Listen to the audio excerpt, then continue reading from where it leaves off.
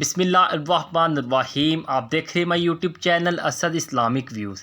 Channel کو subscribe کر دیں اور بیل آئیکن کے بٹن کو دبا دیں۔ شیطان کی پیدائش کی حقیقت۔ شیطان کون تھا؟ شیطان کی تخلیق کیسے ہوئی؟ جب اللہ تبارک و تعالیٰ نے اس کائنات کو تخلیق فرمایا تو اللہ تبارک و تعالیٰ نے انسانوں کو پیدا کرنے سے پہلے کون کون سی مخلوقات کو پیدا فرمایا؟ اس روح زمین پر انسانوں سے پہلے کون کون سی مخلوقات رہا کرتی تھی اور انسانوں کے ازلی دشمن شیطان کو کیسے پیدا کیا گیا؟ اس کے ماں باپ کون تھے؟ اور اس روح زمین پر سب سے پہلے شیطانوں اور فرشتوں کے درمیان جنگ کس وجہ سے ہوئی؟ شیطان عزرائیل سے ابلیس کیسے بنا؟ اور ایسے بہت سے سوالات جو شیطان یعنی ابلیس کے حوالے سے ہمارے ذہنوں میں اٹھتے ہیں۔ آج ان سوالات کا جواب قرآن و حدیث کی روشنی میں دیا جائے گا اور ایسے حقائق سے آپ کو آگاہ کیا جائے گا جن کے بارے میں اکثر ہمارے بہن بھائی واقف ہی نہیں۔ اللہ تبارک و تعالیٰ قرآن پاک میں ارشاد فرماتا ہے، اے ایمان والو، اسلام میں پورے داخل ہو جاؤ اور شیطان کے راستے پر نہ چلو، بے شک وہ تمہارا کھلا دشمن ہے۔ حضرت آدم علیہ السلام کی تخلیق سے پہلے اللہ تبارک و تعالیٰ نے صرف دو مخلوقات کو پیدا کیا، ایک ناری اور دوسرا نوری، یعنی فرشتوں کو کہا جاتا ہے جن کو اللہ تبارک و تعالیٰ نے نور سے تخلیق فرمایا۔ اس نوری مخلوق کی نسل نہیں بڑھتی کیونکہ اللہ تبارک و تعالیٰ نے اس نوری مخلوق کے جوڑے نہیں پیدا کیے، جس وجہ سے فرشتوں کی اولاد پیدا نہیں ہوتی۔ اور دوسری ناری مخلوق جن کو آگ سے پیدا کیا گیا وہ جنات ہیں، جن کے بارے میں روایت میں آتا ہے کہ جنات میں سب سے پہلے سامون جن کو پیدا کیا گیا۔ اللہ تبارک و تعالیٰ نے سامون جن کو پیدا کر کے زمین پر بھیجا اور اس کے لیے ایک جن لڑکی کو بھی پیدا فرما دیا۔ اس طرح اس جن نے اس لڑکی سے شادی کر لی جس سے ان کی نسل خوب بڑھی اور یہ جنات اتنے زیادہ ہو گئے کہ پوری روح زمین پر پھیل گئے۔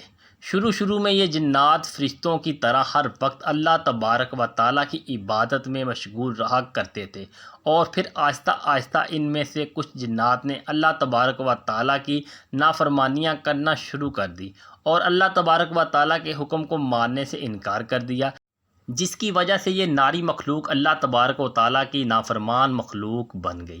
شیطان کے ماں باپ جنات میں سے ایک نامی گرامی جن کا نام چیلپا تھا اور اس کی بیوی کا نام تبلیس تھا۔ یہ دونوں بہت ہی قد و آور اور بہادر تھے۔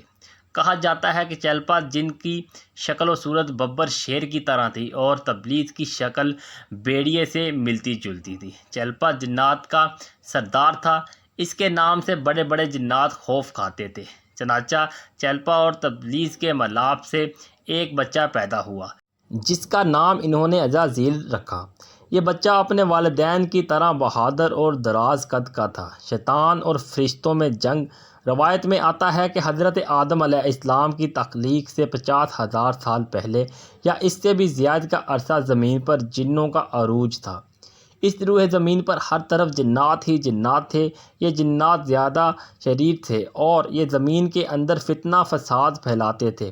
اس طرح جب جنات نے اس زمین پر فساد پھیلانا اور تباہی مچانا شروع کر دی تو اس وقت اللہ تبارک و تعالیٰ نے فرشتوں کو حکم دیا کہ زمین پر جاؤ اور جنوں سے جنگ کرو۔ تو فرشتے اللہ تبارک و تعالیٰ کے حکم سے زمین پر اترے۔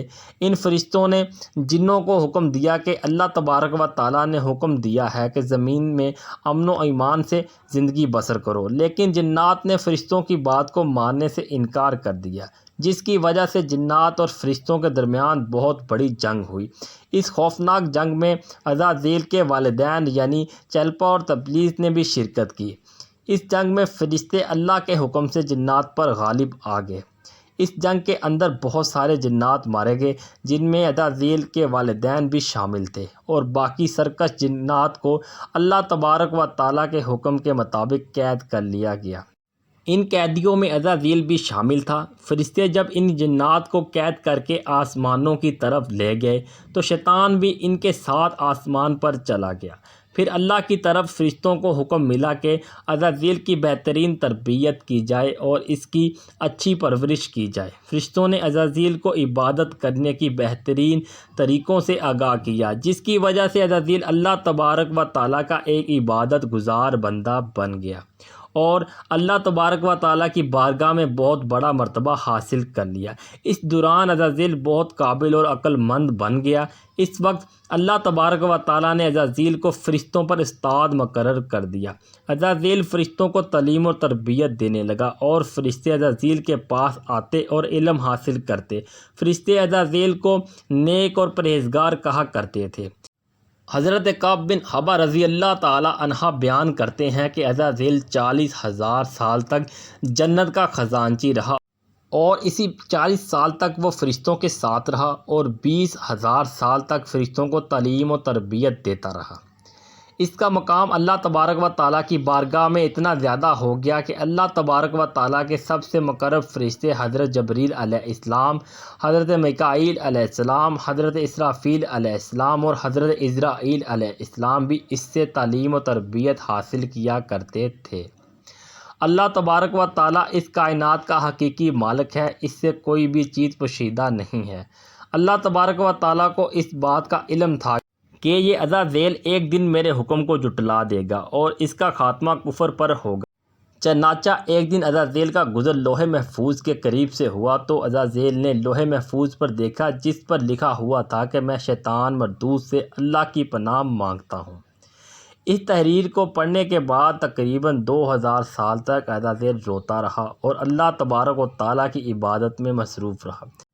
عزازیل اللہ تبارک و تعالیٰ کی بارگاہ میں یہ سوال کرنے لگا، یا رب العالمین، یہ اتنا بڑا شیطان مردود کون ہے جس سے پناہ مانگی جا رہی ہے؟ عزازیل کے سوال کا جواب دیتے ہوئے اللہ تبارک و تعالیٰ نے ارشاد فرمایا کہ میں نے ایک بندے کو اپنی ہر نعمت سے نوازا ہے۔ وہ بندہ ایک دن میرے حکم کو ماننے سے انکار کرے گا جس کی وجہ سے اس کی ساری عبادات ضائع ہو جائے گی اور وہ شیطان و مردود بن جائے گا۔ اللہ تبارک و تعالیٰ کا یہ فرمان سننے کے بعد عزازیل ہر وقت یہ سوچتا رہتا کہ وہ شیطان مردود کون ہوگا۔ چنانچہ عزازیل نے اللہ تبارک و تعالیٰ سے کہا کہ یا رب العالمین، میں اس شیطان و مردود سے ملنا چاہتا ہوں۔ تو اس وقت اللہ تبارک و تعالیٰ نے عزازیل کو فرمایا کہ تو جلد ہی اس بندے کو دیکھ لے گا۔ پھر اس کے بعد اللہ تبارک و تعالیٰ نے فرشتوں میں یہ اعلان کیا کہ میں زمین پر اپنا خلیفہ مقرر کرنے والا ہوں۔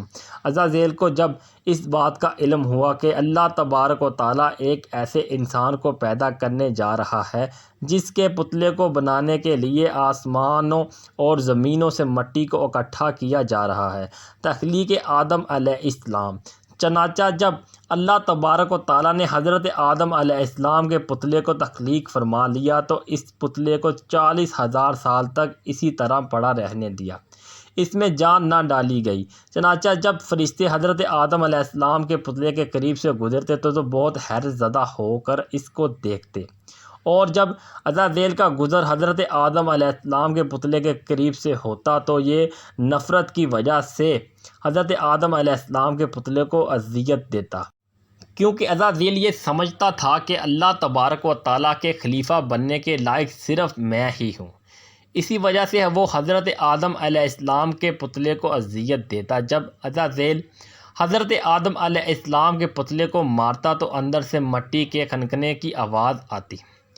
چنانچہ جب اللہ تبارک و تعالیٰ نے حضرت آدم علیہ السلام کو تخلیق فرمایا اور اس کے اندر روح بھی داخل کر دی تو اس دن اللہ تبارک و تعالیٰ نے سب فرشتوں کو حکم دیا، سب میرے پاس اکٹھے ہو جاؤ۔